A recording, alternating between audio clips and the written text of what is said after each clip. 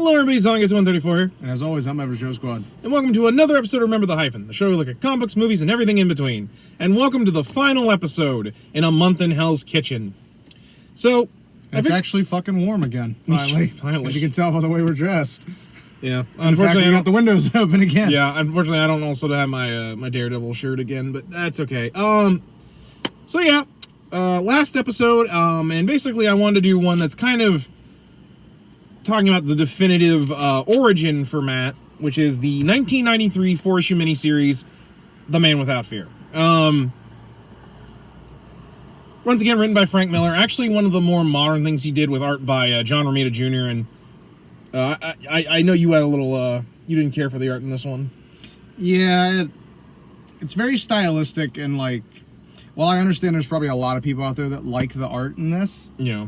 I just didn't really... I could kind of live or die without it. You know, it wasn't my favorite art. I certainly didn't hate it. Yeah. I've seen a lot worse. Honestly, I too have... Fuck, what's his name? Feet Man. Oh, Rob Liefeld. I've seen a Rob Liefeld comic book in my lifetime. And I just tell him to shut the fuck up. I've seen worse art, but I could have done... I just didn't care for it. No, that's fair. It was very over-stylistic. Romita Jr. is very, Which is weird, because I like his artwork on Spider-Man. I think his artwork on Spider-Man's a lot better. He's very new, and to be fair, this is 93. So he was still kind of like a youngin'. Yeah, not only a youngin', but also, like... You know, it was the 90s, so, like... Everything was over-stylized. Yeah, everything was over-stylized. Just look at the Crystal Pepsi commercials. I also think that Miller also kind of told him to draw it like he was... Like, if it were Sin City. And I think there's some kind of weird proportions because of that. But, yeah, like he said, I definitely don't... I think he's much better when he was doing Spider-Man. I think he... Like, I know a lot of people say his later stuff, you can kind of tell he phoned it in, but, like, I still think his Spider-Man stuff was some of the best stuff he drew. Although, admittedly, I still... If I were to say anyone... Like, of the two Romitas, I prefer Senior over Junior. But that's mostly because Senior kind of... I think established the look that Marvel had for about, like, 30, 40 years... give or take, before, like, the 90s. Yeah. Like, I think he kind of helped to give, like, the Marvel Universe its defined look. But this is not really the time to talk about artists right now. So, yeah. Again, even though we just shat on Rob Liefeld for a minute and a half. That's fire. I gotta be honest, I do like this miniseries.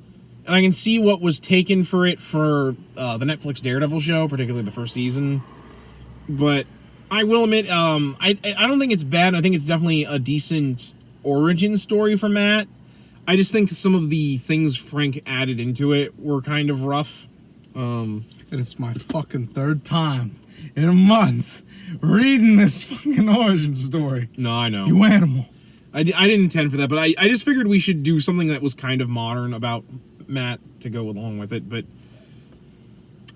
basically this story tells the origins of Matt Murdock, and literally the first issue is more or less the original origin story. You know, a young Matt Murdock is blinded by a chemical isotope, saving an old man from getting hit by a car. In doing so, he lost his sight, but he gained extrasensory abilities that allow him to do death-defying feats, and that's more or less the first issue. Now, there are some stuff in there I like, but I will admit I'm not the biggest fan of having... I didn't really care for the part where Battling Jack Murdock slaps Matt.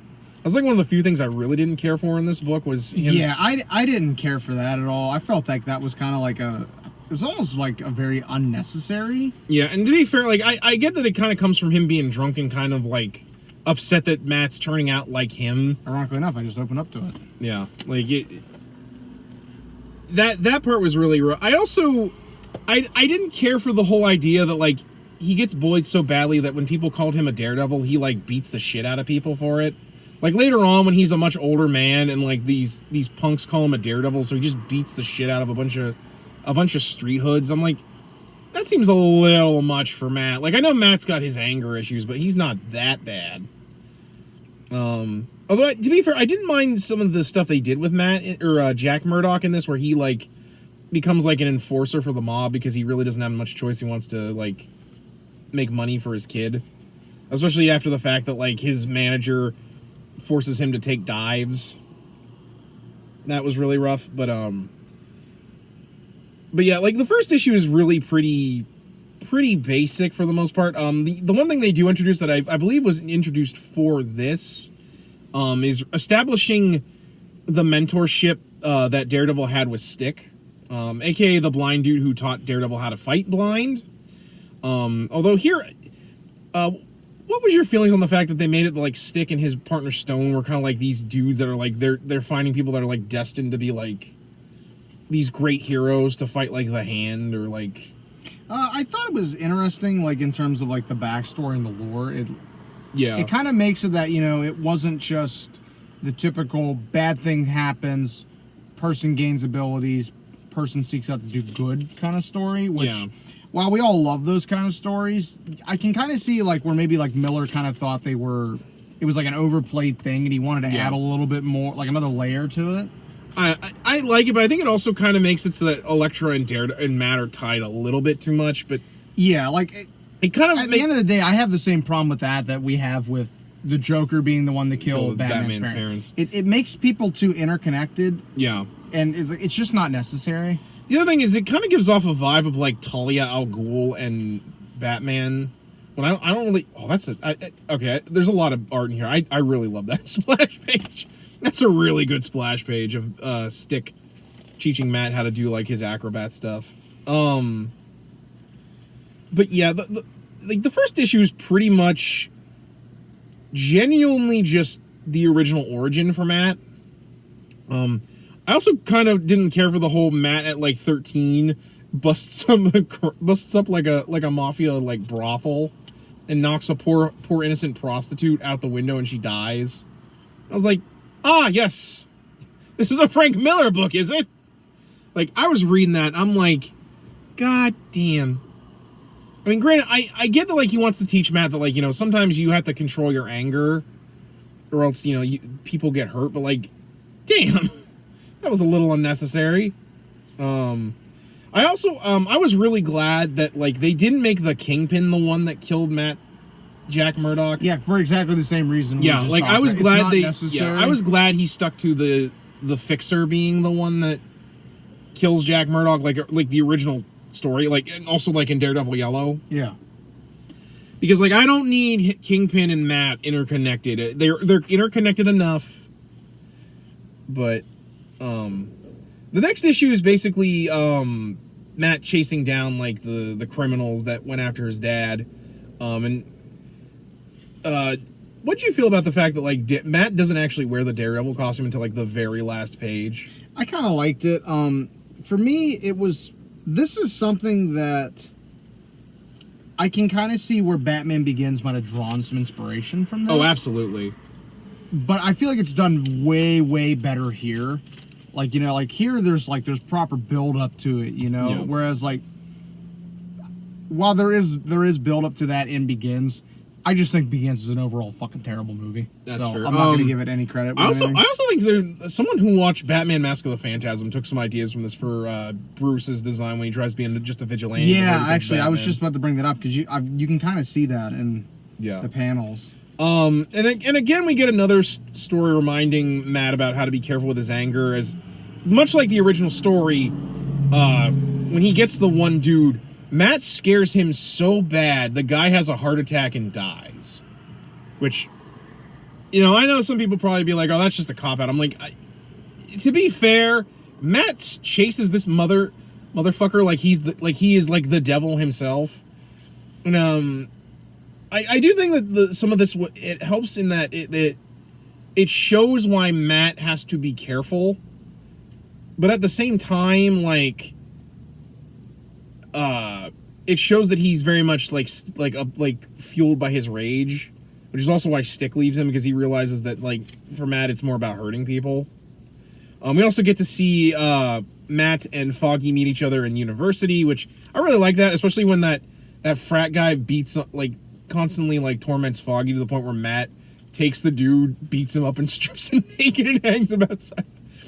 I was like, damn, Matt, you were a rough dude. Of course, we also get to see the establishment of Matt training himself at night, and which, of course, has him run into Elektra, which I do kind of like how they're both wearing, like he's in all black and she's in all white. To kind of show that, like, Matt thinks he's, like, the one that's dangerous, but she's the actual dangerous one.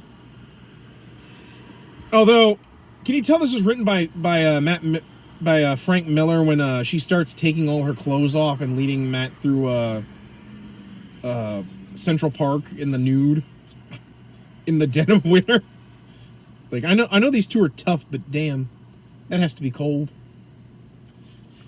But yeah, the college stuff is good, but I will admit most of it's just Elektra being a fucking nutcase, while also, like, Matt falls in love with her mostly because she's just hot. Yeah, I didn't. This is more this Frank Miller, like, not liking women shit that I don't like. He tries to give her all this this character, but then she does shit like throwing herself into, like, freezing water. She has Matt come to, like, this party that's like her birthday party that her dad's holding for her, which I think implies that, like, he's like a member of the mafia. Although this scene's really cool where Matt goes into the party and he just fights through all these goons and then almost dies, like, trying to get to Elektra. That shit was really good, and I really like the scene where he's wounded and, like, he's passing out in and out of consciousness as he's running back to his dorm room so he can, like, tourniquet his arm. Although, then we get to the part where she somehow managed to beat him back to their apartment just so she can, like, fuck him in the dorm, and not just fuck him, like, fuck him so hard, like, she destroys him in Foggy's room, which, poor Foggy. Like, he comes back, and it's just like, dude, you ruined our whole place.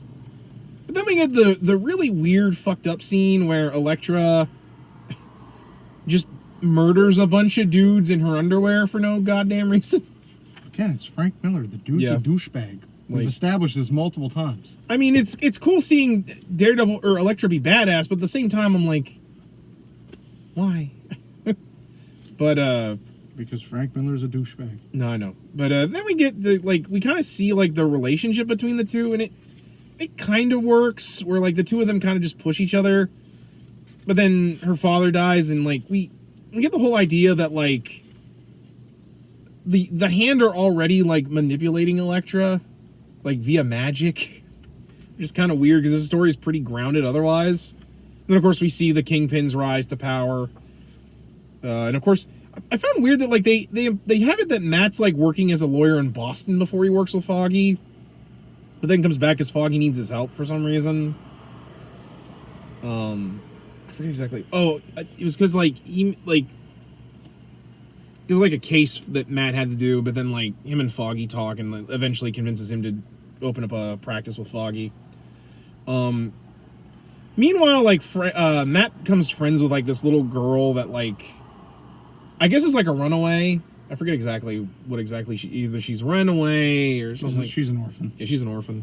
Actually, no, she's not an orphan. Yeah, she's just, I don't know, some runaway. I do like that where, like, he kind of develops a friendship with her, and she kind of, like, as a 14-year-old develops, like, a crush on him, which that was cute, but, like, it's kind of weird. Although I do like when they're in Frank's or not Frank, Jack's boxing room, and he teaches her how to fight and stuff, and she sees him in, like, his Kid Devil costume, and, like, Matt talks about his dad, and I like that was, like, the inspiration for Matt wearing the Daredevil costume, because it's a memory of his dad being, like, a devil character, and, like, he makes it from his old costume. I think that was really cool. But yeah, basically, while this is going on, the Kingpin is running a human trafficking ring / child porn scam, which I'm like, that seems a little weird for the Kingpin, right? Yeah, again, Frank Miller's a tool. Yeah, like that was 100% not fucking necessary. No. But basically, like, Matt's trying to help this kid out. He's trying to help Foggy, and then the poor girl gets kidnapped, and Matt, driven to the deciding he's had enough, goes back to his dad's ring, finds the billy club he used to use to, like, when he was an enforcer for the mob, and basically puts on an all-black outfit with basically the outfit he wears throughout the first season of Daredevil and the third season, and goes and just beats the shit out of everybody that the Kingpin has. Basically, the last chapter of the book is more or less just Daredevil getting into a fight. It was really cool seeing him, like dodge bullets with his billy club and shit. But basically, Matt finally finds, like, a way to vent his anger. And in doing so, he realizes that he can be a lawyer, but also can do good as a vigilante. Which eventually leads to him leaving his cushy job as a practice of law in Boston, starting up Nelson and Murdoch. And then, which I love the ending when he runs into Stick, and Stick kind of tells him, like, he's doing a good job. I love the narration where Matt's like, I made myself a costume. God only knows what it looks like. And, of course, we get the famous ending where, you know, we see Matt for the first time in his Daredevil costume. And I think that's a really good ending, like, where he's, you know, we finally see the man without fear and his true ensemble as the devil of Hell's Kitchen. And that's more or less the book, is just the origin story. Now, would you argue this is a pretty good, like if you were to have someone, like, sit down and, like, read Daredevil for the first time, would this be a good place to start? Yes and no. While it does a really good job of going in depth with the origin stuff in ways that, like, Yellow didn't do, I still feel like Yellow did the origin story in a more accessible, more readable way. That's fair. Honestly. Yeah, because, like, as much as I enjoy the origin story here, and I like a lot of the things that were added to it, some of the really fucked up shit that happens in it's a little much. Again, I don't really like that, like, because, like, Jack Murdoch's a lot of things. I don't think he would have hit Matt. Yeah. Especially when they later introduced the idea that the reason why Matt's mother left him and Jack was because she tried to kill him via postpartum depression.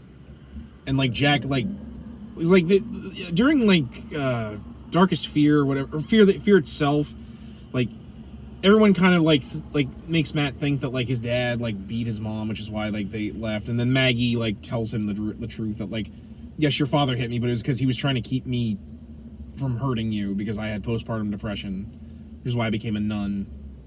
Like, I personally, like, prefer that Jack, like, yes, he was an enforcer for the mob, but he didn't do it out of, like, because because, you know, he's, like, a rough person. He did it because he had no choice, you know, and he took dives, but, like, you know, like, eventually he sees, like, the errors of his ways, and he wants to be a good person for Matt, even if he knows it's going to end up killing him.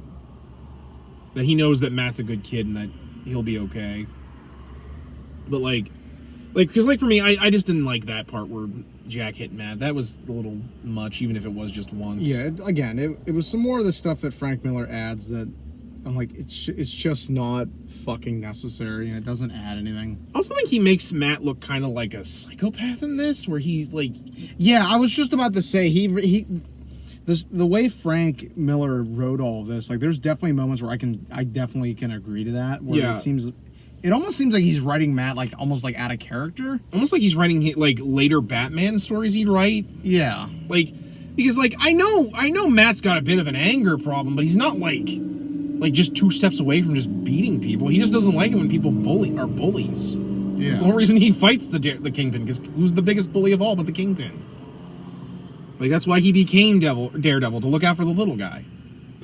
I also think it's kind of a shame we don't get super much with Foggy. He's mostly there for little bits and pieces, and a lot of his stories told in narration. Well, in probably one of the few things I'll defend with this is that I feel like that actually works in this case, because this isn't Foggy's story. Fair. This is Matt's. I feel like focusing on Foggy too much, or, like, even, like, having him in too much stuff, it's going to detract from the main focus. I mean, I guess that's fair. Like, my only thing is I just wish we got to see a little bit more of why Foggy means so much to Matt. But, like because, like, a lot of modern Daredevil writers, like, they have it that, like, you know, like, Matt, like Matt's gone through a lot of shit and lost a lot of things, but Foggy's always stood by him. Like, that's more like, I kind of wish we got a little, like, I'm not saying he should have been like a focus or anything. It's just no. I can see where you're coming from. I just don't think it was necessary for this kind of a story. It's kind of like my feeling about the story was about how Matt became Daredevil. Oh no, that's fair. That's fair. So again, I think it was more so like you got to trim stuff that detracts from the focus. No, that's fair. I guess it's my similar feeling to how like little Alfred's in Batman Year One. Despite the fact that like I would like a little bit like a little bit more, not like a lot more, just establishing that like without these people, like Batman and Daredevil would die more or less. But no, like I said, I do think that like because like Matt just seems like he's about to like come off the hinges on a couple of occasions here. The other thing is I give Miller credit for trying to like do more with Elektra because if for those of you who don't know. When he wrote Elektra for his run on Daredevil, like in the 80s, he literally only wrote her so that she could die. Which angered a lot of people because, like, when she was introduced, she was awesome. Like, she was this cool ninja character. Like, there weren't a lot of, like, female martial arts characters in the 80s that, you know, like, you had, like, Misty Knight, Batgirl to an extent. Like, you didn't get to see a lot of, like, cool, like, chicks who can, like, you know, kick ass like the men could back in the 80s. So, like, she was kind of a breath of fresh air. And then she gets murdered. Because Frank Miller loves his women in refrigerators. But here, she comes off very psycho-ish. And, yeah. like, there's not character there. Yeah. Which, I mean, I certainly think you could make an argument for the reason that she's portrayed as in this is that this is getting told from Matt's perspective, so that could have skewed things, you know, human memory being as unreliable as it is. But just as a reader, it's very, very. I don't know. I don't even know the right word for it. It feels very weird, especially because like it does. Like it's a very unsettling feeling, I guess. It's like you want to know why they're acting like that, you know, because it's like it's not normal, I guess. It would be the best way to say it. Especially because around this time, this is when they finally revived Elektra, like during like Daredevil Fall from Grace, where she was revived and like she had to deal with the fact that like her evil side became like this evil doppelganger that she had to remerge with at the cost of maybe becoming evil again. And like and granted, I think there are a lot better writers for Elektra than Frank Miller. Like, I know Frank created her, but I think other writers made her a lot better of a character. And thankfully, like, a couple of years ago, Chip Zdarsky wrote her as Daredevil for a bit when Matt went to jail for accidentally killing a dude when he was Daredevil. And I really liked it because it actually showed, like, Elektra being like, no, I want to show you that I am better. Because, like, I want to be better. It's very early Elektra where like people write her just as nuts. It's like I don't need that. Especially when it wasn't really her fault she was driven nuts. It was the hand manipulating her. Also, kind of weird. Like they only imply the hand. Like it would have been nice to have gotten a little bit of the hand and like explain why they're like after Elektra. The other thing is I enjoyed like the mystery behind Stick and Stone. I would have liked to have gotten some more than just like because like they never really went into why Stick like trained Matt, at least as far as I know. There might be some other Daredevil writers that actually did explain it, but it's just kind of like, oh, you set this up, but then like if you read Frank Miller's run that this comes after thematically, no, because the only time he shows up is when after Daredevil loses his radar sense for a bit, and Stick has to train him into actually getting his radar sense back. But, yeah. I think the only other thing is I feel like this could have used, like, 2 more issues. And maybe we could have gotten a little bit more out of, like, some of the stuff that they established. Yeah. But I know this is back in the 90s when, like, the 4-issue mini was kind of just a regular occurrance. I know Deadpool had, like, 3 or 4 6-issue mini. X. Yeah, Weapon X. I will admit, I do like we got to see of the Kingpin. Like, I kind of preferred him being like not having met Daredevil, but like kind of setting up the pins that would eventually lead the two meeting. Yeah, I think that worked really well here. Like that was something I actually thought was really good because like we know like these two and like they're like we don't need to see all that extra bullshit about like So here's my question for you, like ranking wise, how would you consider this ranking up to Daredevil Yellow? Is this worse than Daredevil Yellow, or is this better than Daredevil Yellow? I wouldn't say it's worse than Daredevil Yellow, but it definitely doesn't. It's no contest. Daredevil Yellow is a lot better. I think Daredevil Yellow hits that sweet spot for me where like it's not so macabre and depressing, like because like I don't need like all this extra like weight to Daredevil's origin. Like I think the death of his dad at the hands of the mob is enough. Like he doesn't need to like have like all this extra weight about like. I mean, granted, I wish they would have had Stick in Daredevil Yellow, but I can kind of see why they didn't, because like that's not what the story's about. It's the story about Matt, you know, becoming like dealing with the grief at the loss of Karen, and also seeing it like from like his perspective as just growing up. Like, they do imply Stick, but, like, we never see him. To be fair, it's very up and down with writers of whether or not Stick was, like, his mentor or not. Then, like I said, I think it was more interesting seeing, like, the early days of Daredevil, like, you know, like, becoming a lawyer. Because as much as I like this story, we really don't get to see much of him as a lawyer, too. Because I think one of the things that makes Matt so interesting is he's both a vigilante and a lawyer. And how, like, he walks both lines on the side of justice. You know, he goes through the legal means, but when the system fails, that's when you get Daredevil. I think here, Frank's a little too focused on him being Daredevil than being Matt Murdock, if that makes any sense. So I definitely think Yellow is a lot better because it like, because Matt's one of those characters, I think people mistake that, like, Daredevil is who he is completely.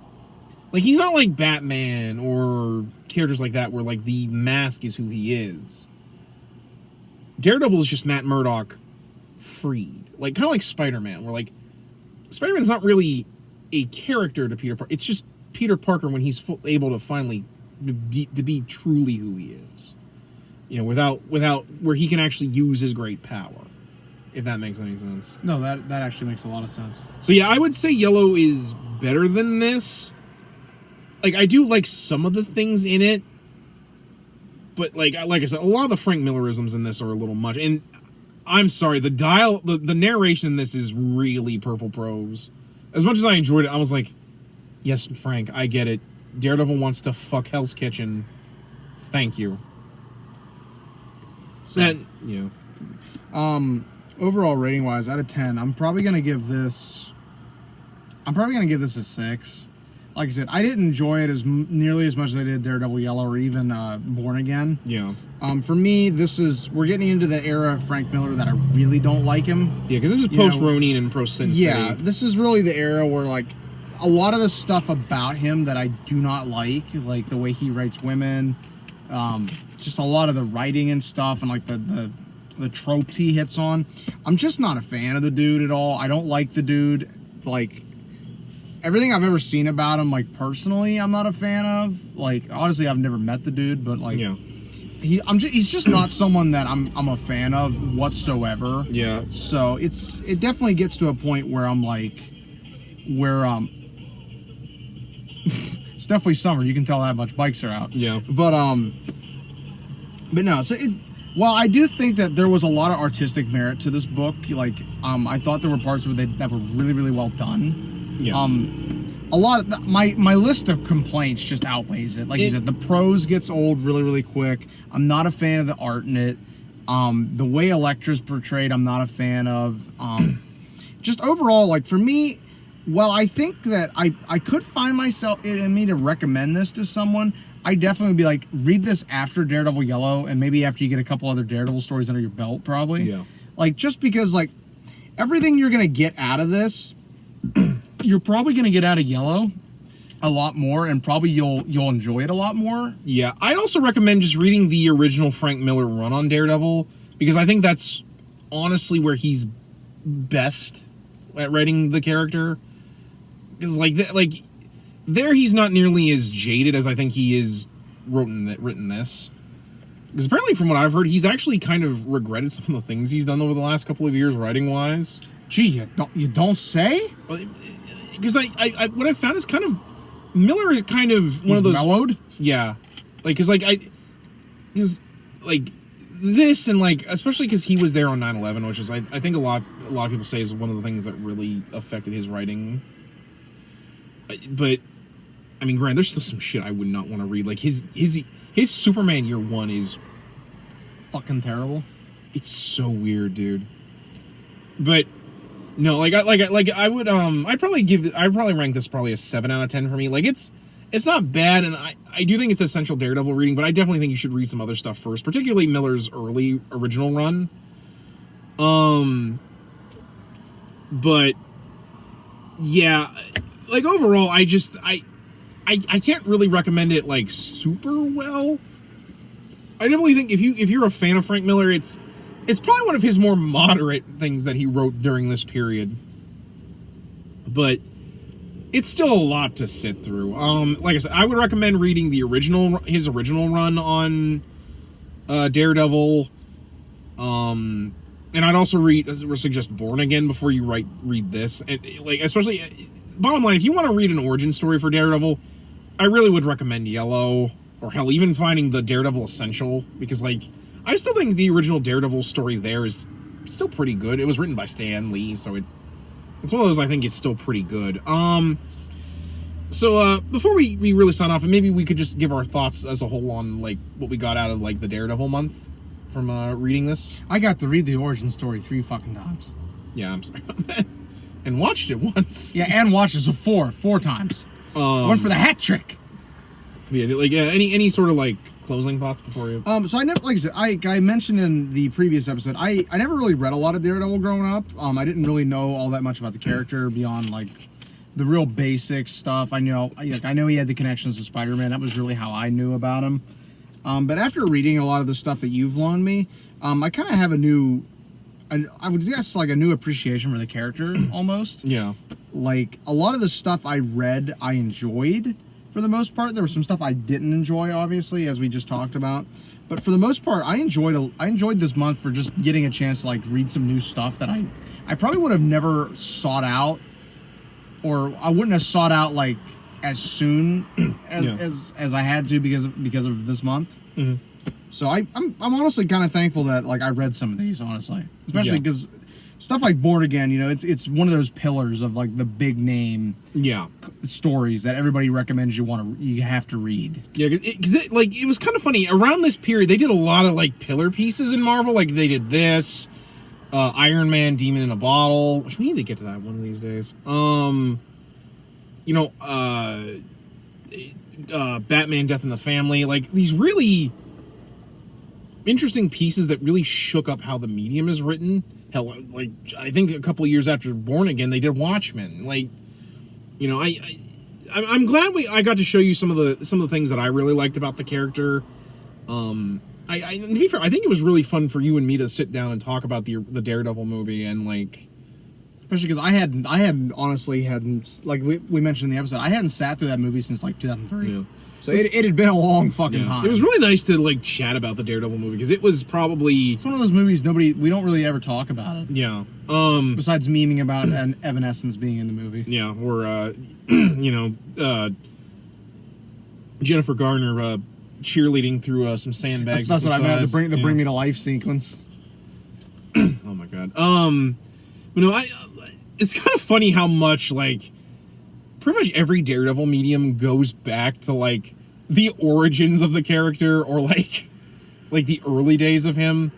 Like I think we've gone through more of the early days of Matt today than like Batman, and a lot of people love to go back to Batman's early days. Yeah, like it was really fun sitting through these, and I'm glad you enjoyed at least some of them. Like I know Frank Miller's not really your caveat, but like I want us to do some other Daredevil stuff in the future, but like we kind of have to go through the Frank stuff because they're kind of like the building blocks of what makes like a really good Daredevil story. Yeah, because like they're what started the whole idea that like Matt can get put through like the ringer and like get knocked down, but he can always still get back up, which I think makes him a very interesting character, especially given his disability. You know, like that he like like, he's one of the probably the most badass characters in the Marvel universe.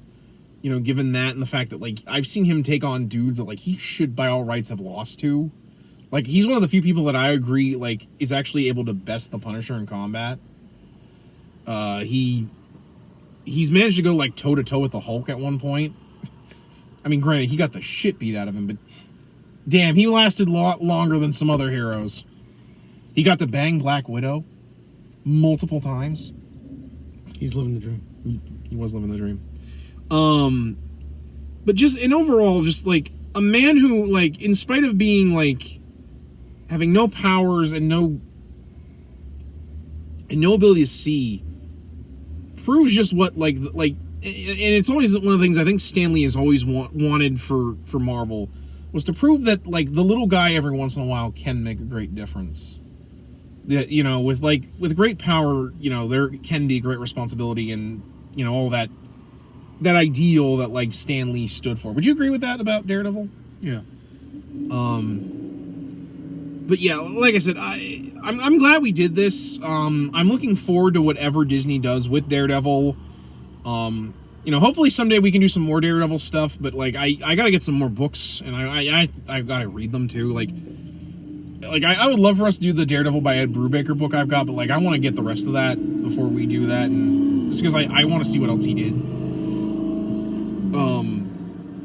And just overall, I'm looking forward to it. Like, I think now more than ever we need a man without fear, because sometimes they can be the only ones who can get things done. Anyways, guys, that's gonna wrap it up for this month. We probably won't have anything super planned for May. I know we talked about doing Ghost Rider Yeah. and Dark Phoenix / Days, the comic storylines. But, like other than that, we're kind of trying to steer away from theme months, because it. Well, that and, like, the next month after that, it's gonna be a theme month. Well, yeah, because June, for my birthday month, we're gonna do the original Star Wars movies. And thankfully this year we won't have. I don't think we're gonna plan anything for 4th of July. Like. Yeah, like doing, like, a Cap theme month. Doing that on top of X-Men was that was fucking murder. Plus that will give us that'll give us some some cushion so that we can, like, plan for the 3rd year anniversary. Well, hey, 2 weeks, Multiverse of Madness comes out. That's 2, and also Moon Knight's almost done, so we'll get to talk about that. We'll have our thoughts on Moon Knight, and I believe Miss Marvel is starting up here soon, so in June, I believe. So, well, that's gonna be rocky, because I feel like you and I are gonna be a little harsh on that. I'm a little harsh on the power change. I'm willing to give it a shot. I just hope that that's the only thing they changed about her. That's what I'm hoping, but I'm also prepared to be disappointed. Yeah. But anyways, worst guys, case scenario, if that goes bad, She-Hulk's right around the corner.